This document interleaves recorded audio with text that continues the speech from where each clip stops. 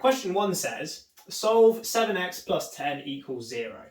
So we know this is a quadratic because it has this x squared term in it. To factorise means to put something into brackets. So that's our first step. Now, when you're factorising a quadratic, there's usually going to be 2 brackets and it's still going to equal 0. So what goes into those brackets? Well, that takes us to step 2.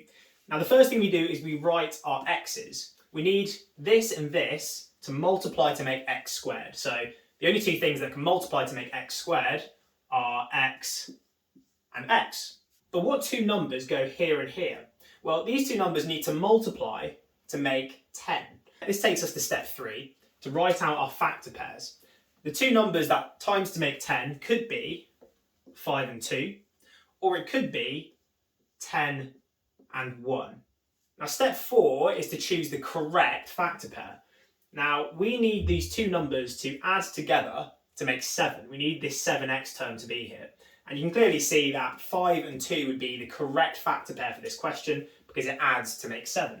So we have x plus 5 times by x plus 2. We've now factorised our quadratic. Now, step 5 is to solve our quadratic. What we do is we let each bracket equal 0. So we have x plus 5 equals 0, and we also have x plus 2 equals 0. And then we solve each of these equations. This gives us x equals minus 5, that's one of our solutions, and x equals minus 2, which is our second solution. And just to clarify what we've actually found here, we found that our quadratic crosses the x-axis at minus 5 and minus 2. That's what our solutions mean. Now in higher, you'll get questions like this where the x squared term does not equal 1. So this question says, solve 2x squared plus 9x plus 10 equals 0. So step 1 is exactly the same as before. We make our brackets. So we're going to have 2 brackets again, and it's going to equal 0. Now step 2 is also the same. We want to write our x's, but in this question, we want what's here and here to times together to make 2x squared this time. So what times is to make 2x squared? Well, it has to be 2x and x. So those are our 2 x terms. Now step 3, again, we write our factor pairs. We want the 2 numbers which times together to make 10.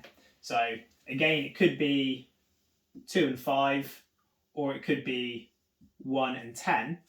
However, in this question, the order matters, and we'll explain why in a minute.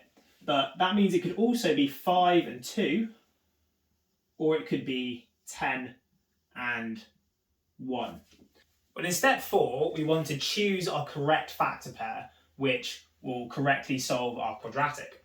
Now, bear in mind that the number that goes here is going to be multiplied by 2x. So the number on the right is going to be multiplied by 2. This number is going to be multiplied by 1.